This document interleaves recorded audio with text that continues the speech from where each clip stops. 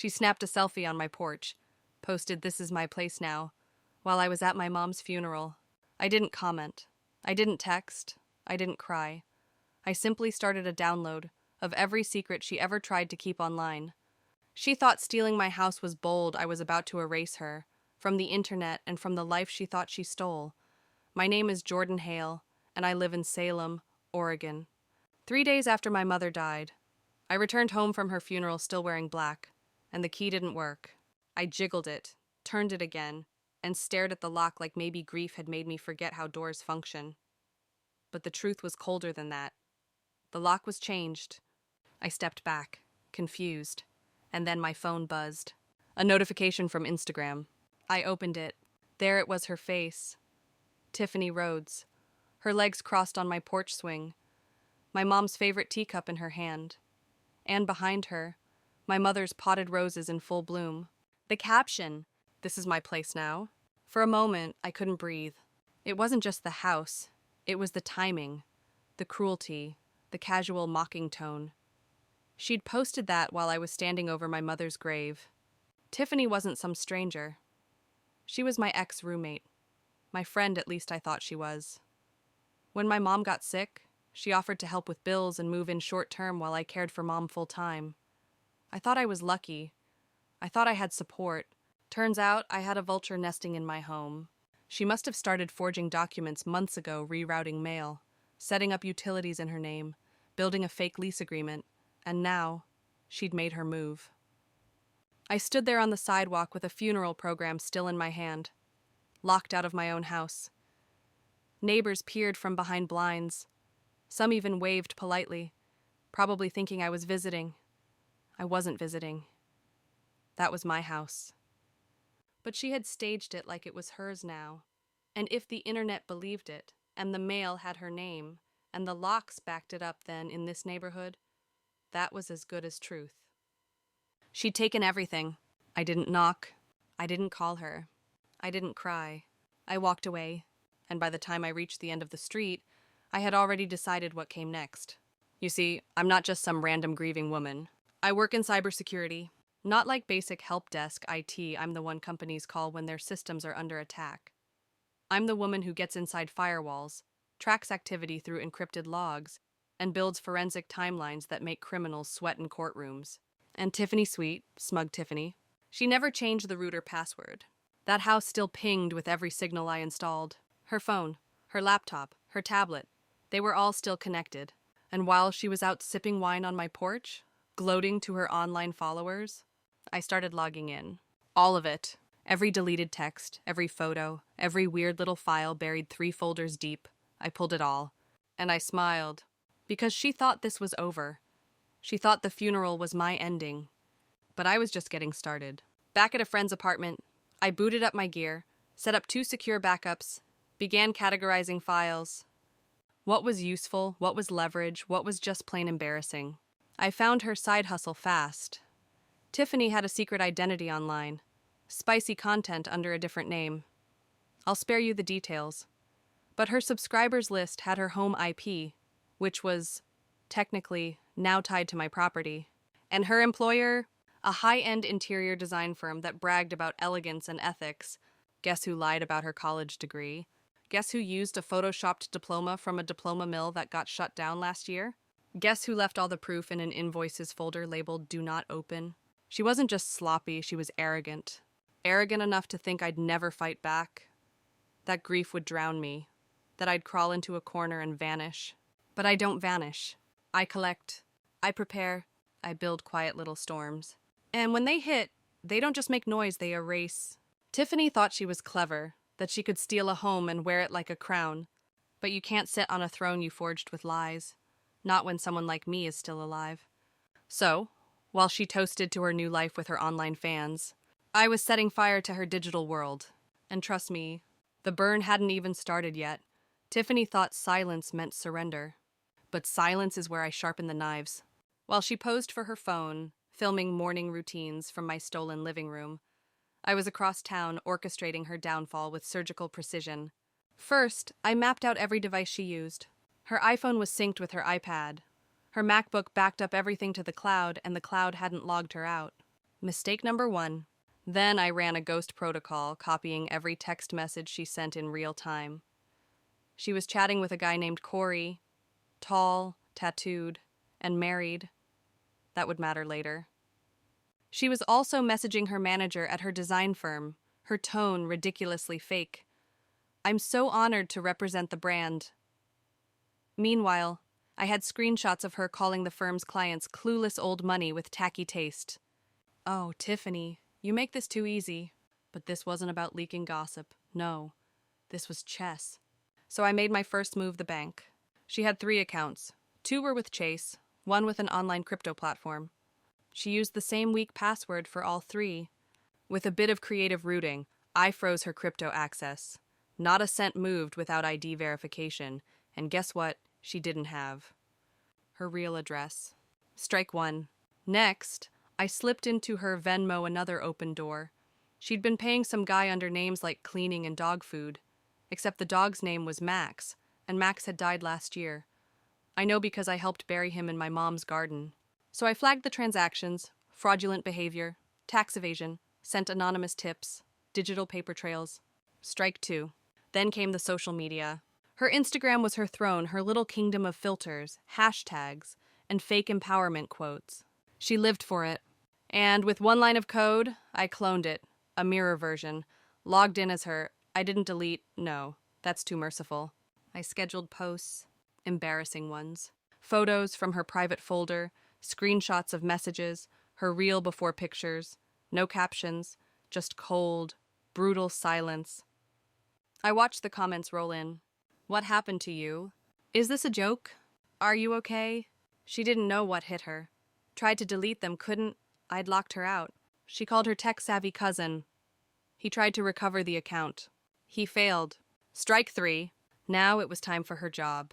I packaged everything her fake degree, the client insults, the private folder titled Rich Idiot Projects, and sent it all, anonymously, to the head of HR. Subject line, a liability wearing lipstick. I didn't stop there. I sent a digital copy of her OnlyFans content again, anonymous to their main PR email. I attached the IP addresses that traced directly to the house. My house. It was art, really. Within 48 hours, she was suspended pending investigation. She posted a tearful TikTok. I don't know why this is happening. I'm just trying to live my life. Cue the violins. She blamed haters, said she was being stalked. She even mentioned my name once, just once in a now-deleted comment. Probably Jordan, she typed, she's obsessed. I took a screenshot, because that comment, it was slander, and my attorney, he loves slander cases. But I wasn't done. I called the HOA. My neighborhood is petty and proud of it. You so much as plant the wrong shade of rose, you get a warning. Tiffany. She installed a pink LED sign above the garage that said, Boss Babe Energy. I sent them pictures. Noise complaints. Security footage from the camera she didn't realize was still synced to my cloud account. 2 days later, a $4,000 violation notice landed on her doorstep. She tried to play it cute, going on Instagram Live to laugh it off, but the cracks were showing. The comments turned mean. Her likes dropped. Even Corey, married tattoo guy, ghosted her. It gets lonely at the top when the pedestal starts shaking. She started calling people. Old friends, mutuals, even me. Voicemails. Jordan, if you're doing this, please stop. You don't understand how hard it's been. I understood. I just didn't care. Then she made a mistake. She hosted a party, loud, flashy, influencer types, all streaming. I watched it on 3 different accounts. And then I made my move. I submitted the court documents. See, my mother had left the house to me in her will. Tiffany never checked the deed. She assumed squatters' rights would protect her. But you can't squat in a house that legally belongs to the homeowner, especially not when she's still very much alive. The judge signed the order in 2 days. Eviction, sheriff enforced. I printed it, folded it neatly, and waited. Because revenge isn't about yelling. It's about timing. And Tiffany's time? It just ran out. The day the sheriff showed up was the day Tiffany's empire cracked. I stood across the street leaning on a rental car, dressed in a clean blazer and black jeans, poised, silent, and ready. Tiffany didn't see it coming. Of course she didn't. She had a ring light on and was recording some dumb motivational Monday reel, her voice shrill and fake through the window. Then the knock. Heavy, lawful, final. She opened the door, and I swear I saw the blood drain from her face even from where I stood. The sheriff handed her the order. The eviction notice. She tried to laugh it off at first. "There must be some mistake," she said, lips twitching, eyes scanning for cameras. But the mistake was hers. Legally, I was the owner. She was a trespasser, and now the law was on my side. She screamed. She cried. She even tried the "I'm a victim" routine right there on her live stream. "This is harassment," she sobbed to her followers, mascara running. But the chat wasn't sympathetic. They weren't even listening. They were screen recording. "Girl, what did you do? Wait, is this the house you stole? This is wild that I'm grabbing popcorn." And I just watched, calm, collected, not a word spoken. The sheriff escorted her out, barefoot, dragging a trash bag of her things, her phone in one hand, frantically DMing anyone who might help. No one responded, because by then her Instagram was gone, her Twitter suspended, her TikTok shadow banned. Every follower she'd gained from lies was now watching her downfall like it was a season finale. When she passed me, she paused. "Jordan, please," she whispered. "You've made your point." "No, Tiffany, not yet. You see, this wasn't just about getting my house back. It was about the virus she infected me with, the betrayal, the way she used my grief. She didn't just steal a home, she stole peace, dignity, and trust. And that doesn't wash away with one eviction notice. So I followed through. I filed for damages, emotional distress, identity fraud, property abuse. It wasn't hard. She'd documented most of her crimes herself. Every photo, every post, every time she said, "This is my place now." I submitted it all. My lawyer, a calm woman named Vanessa, with the personality of a courtroom assassin, looked at the case and said, "We're going to bleed her legally dry." And we did. Bankruptcy notices, garnished wages, the last car she owned repossessed. Tiffany, once the queen of curated perfection, was now couch surfing with no stable Wi-Fi. But that still wasn't the part I craved. What I wanted was silence. Not just online, but internal. Because when someone hurts you like that, when they humiliate you in the middle of your deepest grief, the worst part isn't the moment, it's the echo that follows. The echo that lives in your ribcage. So I sat in my living room again, mine, truly, and took out a notebook. I wrote her name, and then I crossed it out, not with hate, not with fire, with finality. That night, I walked to the backyard. The garden was quiet. Mom's roses had bloomed again, tender and defiant. Tiffany had destroyed part of the bed when she moved in, trampled it with cheap patio furniture and her endless need for control. But nature is patient. It rebuilds, so do I. I planted new seeds that night, lavender, bluebells, a single white camellia, and I stood barefoot in the dirt she thought she owned. It felt like home again. Not just the house, but the moment. Mine. Finally, I looked at the stars. No camera, no filter, no rage left inside me. Only breath. Only peace. And in that quiet, she disappeared. Not with a scream, but with a click. Her last trace vanished from the cloud. I deleted the backups, the logs, the drives. I didn't need them anymore. She'd been removed. Not just from my house, from my story. And that was the real revenge. Not destruction, not chaos. Just closure. Real clean, irreversible closure. And for the first time in months, I slept. But closure, I learned, isn't always quiet forever. A month after I thought she was gone for good, I got a letter. Handwritten, sloppy, torn envelope. It was from Tiffany. I recognized the handwriting from the time she'd left passive-aggressive notes on the fridge. This one read, "Jordan, I'm not asking for forgiveness. I just want you to know. I didn't mean for it to get this far." She went on about how she'd lost her job, her friends, her reputation. Said she was living with a cousin in Spokane, working part-time at a gas station. Then the kicker. "I hope someday you understand how lost I was." I folded the letter, slipped it back into the envelope, and tucked it into a drawer. Not out of sentiment, out of record-keeping, because part of me still didn't trust her. When you've been betrayed that deeply, the scar becomes a kind of radar. It tingles when lies approach. Weeks passed, then months. I got promoted. My firm moved me to Portland. New apartment, fresh start. I kept the old house as a rental, but every time I visited, It was peaceful, clean, quiet. Until one evening, I returned to find something on the porch. A single pink envelope, no return address. Inside, a photo of me walking through the grocery store parking lot, taken from behind. No note, no context. I felt that radar in my bones. It could have been a prank. It could have been anyone. But I knew. So I did what I always do. I secured the perimeter, upgraded my system, installed facial recognition cameras, backtraced every image upload tied to Tiffany's old accounts. Nothing conclusive, just a digital echo. A hint. But I wasn't scared. I was ready. Because once you've walked through betrayal, through grief, through the fire of calculated revenge, you stop fearing ghosts. You become the thing they fear. And if Tiffany ever dares to return, she won't find me crying. She won't find me forgiving. She'll find me prepared. And this time, she won't get a second act. She'll get a final chapter, written by me, and sealed for good. You'd think that after everything after the eviction, the bankruptcy, the digital erasure, Tiffany would vanish. Disappear like smoke, retreat into some quiet corner of obscurity. But people like her don't dissolve. They curdle, they ferment in their own bitterness. And eventually, they rot in the open, hoping the stench will get them noticed again. The photo on my porch wasn't the end. It was the beginning of her final stunt. A few weeks later, I received an email. No subject line, no sender. Inside, a link. Just a URL, hosted on some free blogging platform. I clicked, against better judgment.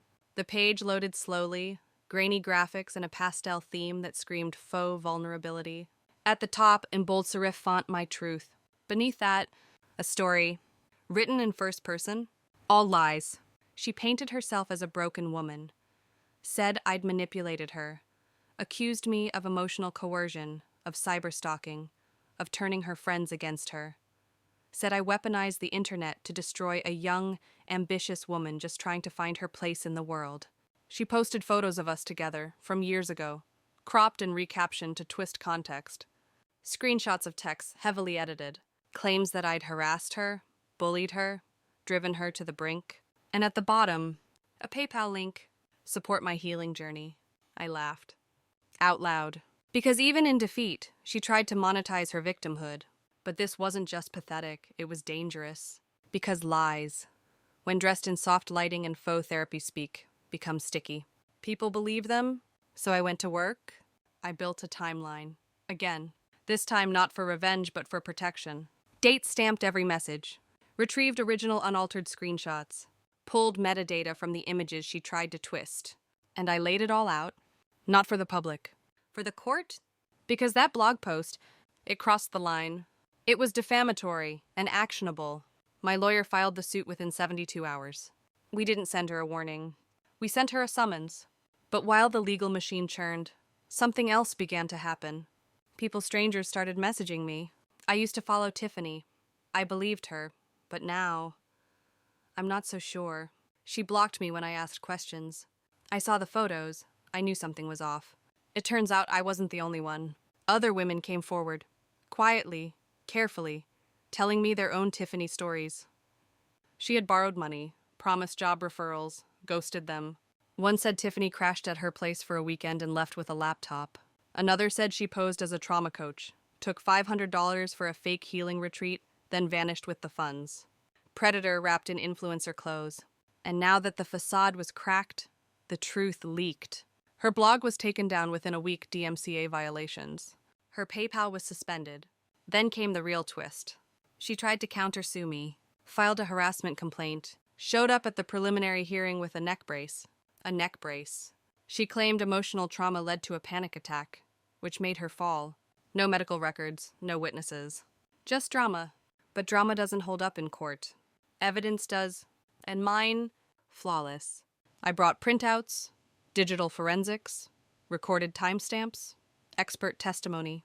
Her lawyer, a young, overconfident man in a 3 sizes too big suit, flipped through my binder, and I saw it hit him. They'd lost. They weren't battling grief anymore. They were up against competence. The judge saw it too. He dismissed her countersuit, approved mine for trial, and then he added a restraining order. Tiffany wasn't just losing her lies. She was losing legal access to my world. But none of that was the moment I knew it was over. That came later. I was at a coffee shop, working on a client file. A woman approached me, nervous, soft-spoken. "Are you Jordan Hale?" I nodded. She said her name was Lauren. She used to be Tiffany's assistant, back in her early influencer days. And she handed me a USB drive. She told me to destroy it, but I couldn't. Inside, everything. Raw video files, audio recordings, Tiffany mocking her fans, admitting to forging documents, bragging about stealing the house while I was at the funeral.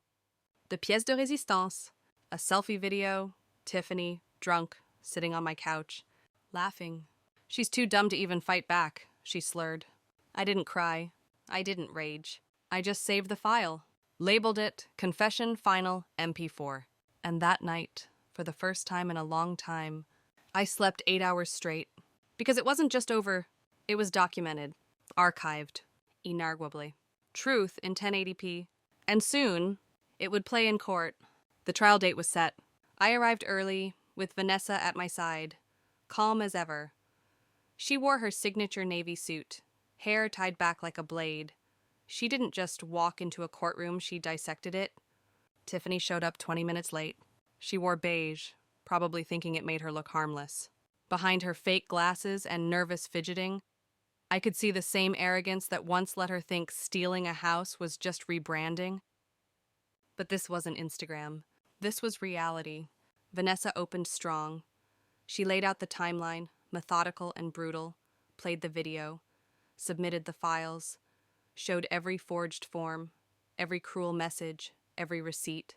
The jury didn't look at Tiffany with sympathy. They looked at her like she was a virus pretending to be human. Her defense tried to pivot. "She's young. She made mistakes. My client was overwhelmed." But being overwhelmed doesn't make you a liar. It doesn't make you a thief. And it doesn't earn you a place in someone else's life just because you say, "This is mine now." The verdict came quickly. Guilty on defamation. Guilty on fraud. Guilty on emotional damages. $92,000 in total judgment. And with the restraining order extended another 5 years. She couldn't even whisper my name in public again without facing legal fire. After the verdict, she tried to speak to me, outside, on the courthouse steps. "Jordan," she said, reaching out like we were two old friends caught in a misunderstanding. I looked at her hand, then at her face. And I said, slowly, "You never broke me." Then I turned and walked away. Because revenge isn't just about winning. It's about knowing that when someone tries to write you out of your own life, you pick up the pen and write them out instead. For good, it's been a year. 12 months since Tiffany Rhodes tried to claim my home, my identity, and my peace. And now, I sit on the same porch swing she once posed on, coffee in hand, listening to birds and wind instead of her fake influencer laughter echoing through the neighborhood. There's something poetic about that. Back then, I didn't know if I'd survive the storm. Now I know I was the storm. The court ruled in my favor. The house is mine, undisputed. The money awarded from damages went directly into restoring Mom's garden and setting up a local scholarship for young women in tech. I called it the Hale Resilience Grant, because resilience was what it took to survive Tiffany. To not become her? But it wasn't just about beating her. It was about learning how to live again without constantly looking over my shoulder, without doubting every new connection, without wondering if every smile was a mask. And that, I learned, takes longer than any court process. For months after the trial, I still checked the windows twice before bed, still scanned every unknown follower online, still expected her name to crawl back into my inbox like a cockroach, but it didn't, because she was truly gone. She moved out of state, her accounts, her platforms all scrubbed or banned. The last I heard, she was working under an alias, off the grid. And me, I started writing again. Not code, not legal statements. Stories. Real ones, fictional ones, cathartic ones. Stories where the villain doesn't always get away. Where justice isn't a myth. Where grief doesn't make you weak, it makes you sharp. And one day, I wrote the full story. This story, I didn't post it for likes. I didn't pitch it to publishers. I printed one copy, bound it, put it on my shelf between my mom's recipe book and the journal I kept when I was 16. A symbol of what I survived, what I reclaimed, what I buried. Sometimes healing isn't loud. It's subtle. It's quiet dinners, clean sheets, unread notifications. It's knowing you don't have to prove anything anymore. And then, one morning, something happened that proved just how far I'd come. I got an email from a woman named Camille. Subject, I think she's doing it again. The body contained screenshots. Different name, different state, same tactics, same language, same lies, same Tiffany. I stared at the screen, heart pounding not with fear, with clarity, because this time it wasn't about me. Camille said she'd Googled Tiffany Rhodes plus fraud, and my court case popped up. She read the whole file, found the videos, the statements, and she wrote, "I don't know you, but I think you saved me."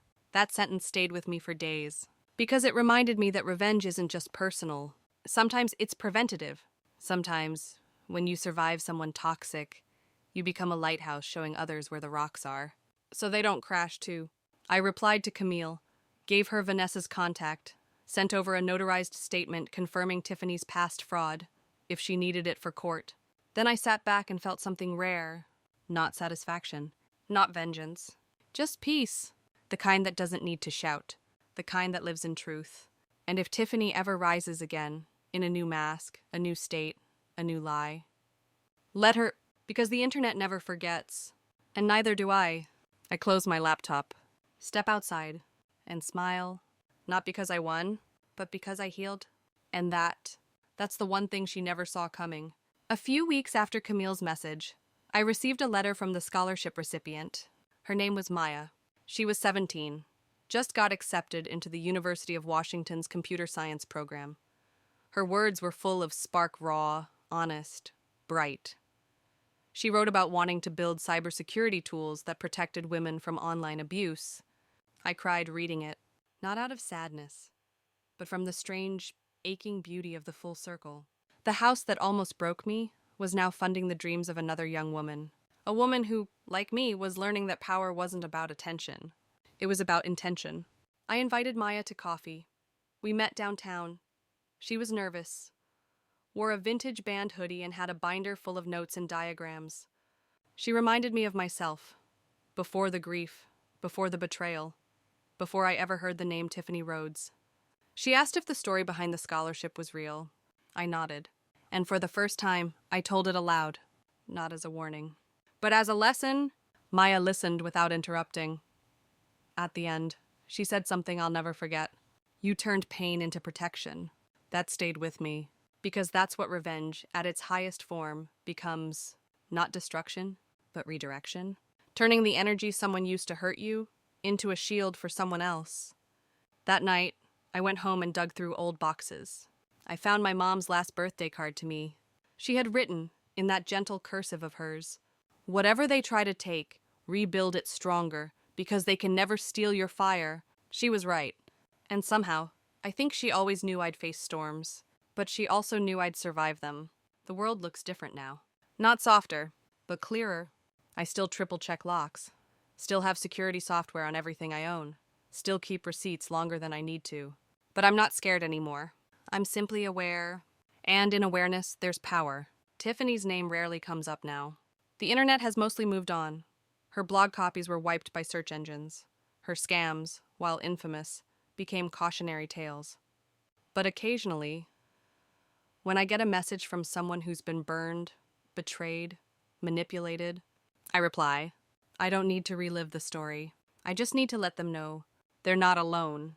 And survival is possible. Healing is possible. Justice is possible. Sometimes people ask if I ever missed the person Tiffany pretended to be, the funny, charming, wild girl I once called my friend. The answer, no, because that person never existed. What I miss are the parts of me I had to rebuild because of her. But I don't regret the rebuilding. I respect it. It made me who I am. A survivor. A protector. A storyteller. And as I close this chapter, I do it with a full heart, steady hands, and eyes that no longer flinch. Because in the end, she posted "This is my place now." But I made it mine again. Offline and out.